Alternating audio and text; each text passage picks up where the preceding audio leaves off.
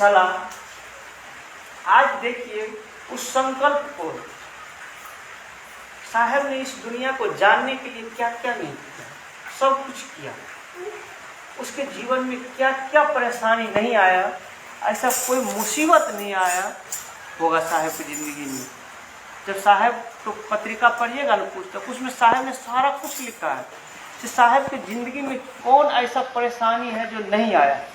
लेकिन कहते हैं, साहब कहते चर्चा भी सुनेंगे, तो कोई साथ ले जाने वाला मजबूत हो, कोई साथ ले जाने वाला था साहब को, जो हर रास्ता से निकाल करके खड़ा किया। तो भाई बहन, हम लोग के पास मुसीबत आते हैं, गुरु हमारा सर्वशक्तिमान है, सर्वव्यापी है और अंतर्यामी है, यानी हमारे दिल की बात जानता है। बताइए, हम लोग फोटो के पास जाके धूप अगरबत्ती जलाते हैं ना, और सुनता नहीं तो कोई कहीं नहीं जाता है। थोड़ा सा भूत उठाते हैं वहाँ से, या अपने बच्चे को लगा देते, कुछ हो जाता है, या अपने लगा देते, ठीक हो जाता है। बताइए, फोटो में क्या है? विश्वास है हमारा। जैसे साहब दीदी का संकल्प मजबूत हुआ, वैसे हमारा आपका विश्वास है कि पूजा घर में हमने ये धूप जलाए, उसको भूत लगाने से हमारे बच्चे को थोड़ा बहुत इधर उधर का जो रहेगा वो ठीक हो सकता है। एक विश्वास है और कुछ नहीं है। विश्वास हमारा मजबूत है इसी वजह से, और कुछ नहीं है। न तो फोटो से यदि भगवान मिलता तो बेचने वाले ने अपने घर में रख करके उसको सब कुछ ले ले। मिठाई की दुकान पर हम लोग जाते हैं, 1 किलो रसगुल्ला लेके आते हैं, अपने परमात्मा को चढ़ाते हैं, और जो मन्नत रहता है वो पूरा हो जाता है। यदि वो मिठाई चढ़ाने से यदि वो मन्नत पूरा हो जाए, यदि तो दुकानदार ये अपने सारा चढ़ाने देगा। लेकिन क्या हम लोग को विश्वास है, विश्वास मजबूत है। जैसे साहब को विश्वास मजबूत था, तो दुनिया का आज एक एक व्यक्ति को जोड़ने का संकल्प लिया है। बताइए कितना बड़ा काम किया। आज तक कोई नहीं बताया ये बात। हम अपने परिवार में 5 सदस्य हैं तो नहीं बता पाते सही से। एक उधर बैठेगा, एक उधर बैठेगा, एक उधर बैठेगा, आपस में बात नहीं कर पाते हैं। क्यों? प्रेम नहीं है। प्रेम नहीं है। प्रेम कहाँ से आएगा? ज्ञान कहाँ से आएगा? तो गुरु बच्चे को सारा किताब ला के दे दीजिए, 1 क्लास के 2 क्लास की, घर बोलिए बाबू पढ़, नहीं पढ़ पाएगा। उसको स्कूल जाना ही पड़ेगा, उसको सारा सिस्टम फॉलो करना ही पड़ेगा, स्कूल में बैठना पड़ेगा, कैसे बैठते हैं, कैसे क्या कैसे टीचर के सामने बात किया जाता है, सारा सिस्टम। तो हमारे लोग को ये सेंटर है, ये स्कूल है। यहाँ आने से एक दूसरे के गुरु भाई बहन से हम लोग को सीख मिलती है, कौन से गुरु भाई क्या बोलेगा सब 3 सूत्र साहिब की बात, महादेव की बात करेंगे। लेकिन हमारे जीवन में इस बात से कितना लाभ हुआ, हम कैसे पीछे। ये सेंटर है, हम लोग को स्कूल है। इसमें आने से हमारे आपकी जिंदगी के आगे के रास्ता, गुरु कार्य करने का उत्साह, गुरु से दया मांगने का उत्साह, मन मजबूत होता है। गुरु भाई की ये परेशानी था, लेकिन फिर भी गुरु कार्य कर रहे हैं, हम क्यों नहीं करें? हम तो स्वस्थ हैं। तो साहब दीदी का दया है, हम लोग अपने उस संकल्प पर खड़े रहे। साहब कहते थे हमने शिव को गुरु माने तो 8 साल तक किसी को नहीं बताया। साहब कहते थे बड़ा फंस गए थे मुसीबत में, चाय पिला करके भी साहब के डेरा पैसे से गुरु भाई बहन व्यक्ति सब आते थे, कहते थे साहब झाड़ फूक करते हैं। तो मजिस्ट्रेट पगला मजिस्ट्रेट कहते थे साहब को, पगला गया मजिस्ट्रेट, हमको बेटा दे दीजिए, हमको ये दे दीजिए। साहब कहते थे, बोलते थे, हो जाता था, उसके बाद ये भी नहीं करता था। हमको भी लगा ऐसी बात, ये तभी साहब कहे आप जो करते हो दूसरे को बताओ, यानी शिव के शिष्य बनाओ। ये झाड़ फूक करके कितना दिन करोगे? यदि आप खुद मास्टर है तब तो ढेर सारे बच्चे को पढ़ा सकते हैं। यदि सब बच्चे मास्टर हो जाएगा तब ना बढ़िया हो जाएगा। तो वही साहब को कहे कि ये दर्द, घुटना दर्द, पेट दर्द कब तक ठीक करते रहोगे? शिव के शिष्य बनाओ। तब ना साहब कहे थे साहब क्या महादेव को प्रचार करने की जरूरी है। तब साहब कहते एक संवाद आया जो दुनिया का हर चीज़ मेरे को समझा के गया, और साहब ने उस चीज़ पे खड़े रहे और दुनिया को सबको एक एक देते। ऐसा कोई घर नहीं होगा, बहुत कम परिवार में सब आदमी नहीं मानते होंगे, लेकिन जरूर घर में एक को व्यक्ति माने होंगे। नहीं मानते होंगे, जानते जरूर होंगे शिव चर्चा के बारे में। अरे भाई नहीं मान, चलो हमारे घर में 5 आदमी नहीं मानते शिव को गुरु, लेकिन जरूर जानते होंगे कि यार वहाँ शिव चर्चा हो रहा है।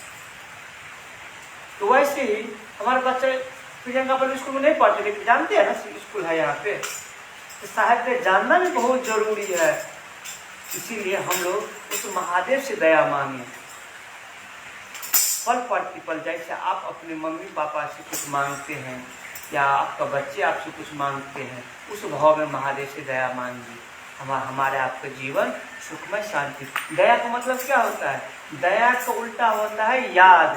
यदि हम आप दया मांगेंगे तो क्या करें? आपका बच्चा यदि बार बार मम्मी मम्मी कहेगा तो क्या करिए? आप क्या कीजिएगा? मारिएगा उसको? तो याद कीजिएगा ना, मेरा बेटा कुछ कर रहा है। वैसे साहब कहते उस महादेव से दया मांगिए, नमः शिवाय से प्रणाम कीजिए, दूसरों से बात कीजिए। नहीं कोई मिलते साहब कहते मैं तो घर बंद करके खिड़की दरवाजा को कहते थे। हम लोग विश्वास नहीं करेंगे ऐसे बात, फिर ये तो ऐसे बोल रहा होगा, लिख दिया। लेकिन हकीकत है साहब के जीवन में बहुत बड़ा घटना हुआ।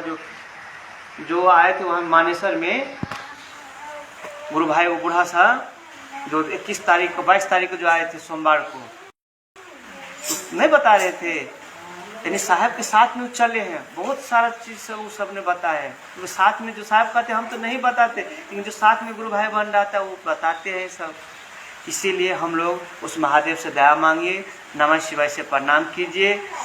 अपने घर में भी अपने बच्चों को भी बताइए, ताकि आने वाले समय में हमें आपको इतना परेशानी ना उठाना पड़े कि भैया आप भी शिव को गुरु मानिए ना, दीदी आप भी शिव को गुरु मानिए। नहीं, क्योंकि हमारा बच्चा शिव को गुरु माने रहेंगे तो हमारा बच्चा स्कूल में जाएगा तो वो अपने आप दूसरे को बताएगा। धीरे धीरे क्या होगा? फैलता जाएगा। हमें आपको इतना परेशानी नहीं उठाना पड़ेगा।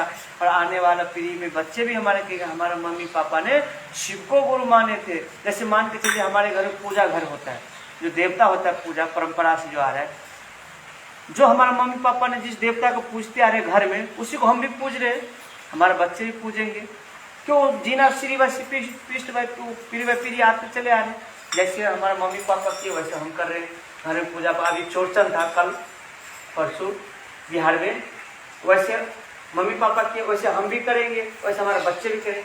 तो वैसे यदि हमने शिव को गुरु माने तो अपने बच्चों को बताइए आप भी शिव को गुरु मानिए, उनसे भी दया मंगाइए और अपना घर को सुंदर बनाइए।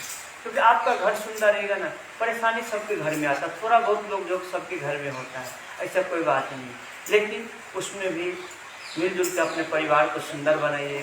साहब कहते हैं कि आपका परिवार सुंदर रहेगा ना, पड़ोसी भी देख करके वो महादेव का चेला बन सकता है। यदि हम आप चर्चा में आते हैं, घर में जाके लड़ाई झगड़ा करेंगे, पड़ोसी भी क्या कहेगा? जाते हैं शिव चर्चा में, जाता है शिव चर्चा में, आता है रूम पे बच्चे को मारता है, पड़ोसी से लड़ाई करता है, तो ढेर सारा बहाना बतिया है। क्या वो जो जुड़ने वाला रहेगा वो भी टूट जाएगा। साहब इसीलिए तो साहब सभी साधु संत के देखे होंगे आश्रम है, लेकिन साहब का आश्रम नहीं है कहीं भी। क्यों? साहब जानते हैं सारा ये ओल झोल है दुनिया भर के। आपने देखे होंगे जितने आश्रम बनाए सबके घर आश्रम में ओल झोल हुआ है। इसीलिए साहब का है अपने पापा को से खाएंगे होटल में, मरेंगे अस्पताल में, हमको घर की आवश्यकता नहीं है। और वही हुआ, साहब का शरीर अस्पताल में ही छूटा, रहते थे होटल में। फिलहाल उपवन में घर बनाया, वहाँ जो गुरु भाई बहन जाते हैं, वहाँ रहने की व्यवस्था नहीं है, गुरु भाई बहन रह सकते हैं। क्यों? बहुत तरह की बात है।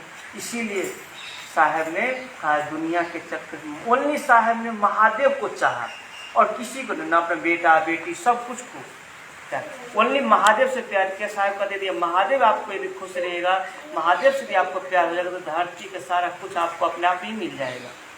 कहते हैं ना साहब चर्चा में कहे होंगे से आपका प्रधानमंत्री से रिश्तेदारी हो जाए, रिश्ता हो जाए, आपका घर का रिश्ता हो जाए, तो क्या उसे 1 किलो चीनी मांगिएगा?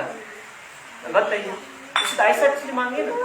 साहब कहते हैं यदि वो महादेव को गुरु माने तो हम आपको क्या चाहते हैं? 1 किलो चीनी मांगते। अरे भाई वो इतना बड़ा सत्ता से हम लोग 1 किलो चीनी मांगते, हमें आपको शर्म आनी चाहिए। ऐसे कहते साहब, हमें आपको शर्म आना चाहिए। उस महादेव से 1 किलो चीनी क्यों मांग रहे हैं? उससे कैसी दया मांगी करती, हे सरकार जैसे हम पे दया कीजिए, हम भी शिव के शिष्य बने, दूसरे भी शिव के शिष्य बन जाए। उसके भी दिल में महादेव रखने लगे, वो भी एक दूसरे को बताने लगे, एक दूसरे को वो कदम चले आपके काम में, ऐसा दया कीजिए। इसीलिए भाई बहन अपने घर को स्वर्ग बनाइए, अपने घर को सुंदर बनाइए, महादेव से दया मांगिए और मिलजुल कर अपने परिवार में रहिए। कंधे से कंधे मिला करके गुरु भाई बहन के से मिलजुल कर अपने गुरु कार्य कीजिए, क्योंकि परिवार है एक हमारे शिव शिष्य परिवार है। साहब कहते हैं शिव शिष्य परिवार हम गुरु भाई बहन हमारा फूल है, हमारा फूल है। पेड़ में डाली में फूल लगता है, हम लोग तोड़ करके चढ़ाते हैं ना भगवान को। तो साहब कहते हैं ये हमारा शिव शिष्य परिवार के गुरु भाई बहन एक फूल है, कोई मुरझाए ना, कोई छूटे ना, कोई टूटे नहीं, ऐसे खिलाते रहे। तभी नहीं गर्मी के टाइम था तो साहब को मुख्यालय से आदेश आए से गर्मी में चर्चा 12 से लेकर 3 बजे तक कोई नहीं करेगा अपने घरों में, क्योंकि गर्मी है, किसी को कुछ हो जाएगा तो कहाँ जाकर शिव चर्चा, हट क्यों गया था, हो गया परेशानी। इसीलिए हम आप अपने साहब दीदी का फूल है, ऐसे फूल खिलते रहिए, ठीक है। महादेव से दया मांगिए और मिलजुल कर अपने गुरु कार्य करने का प्रयास कीजिए। चलिए चंदवानी साथ सुना सही बात।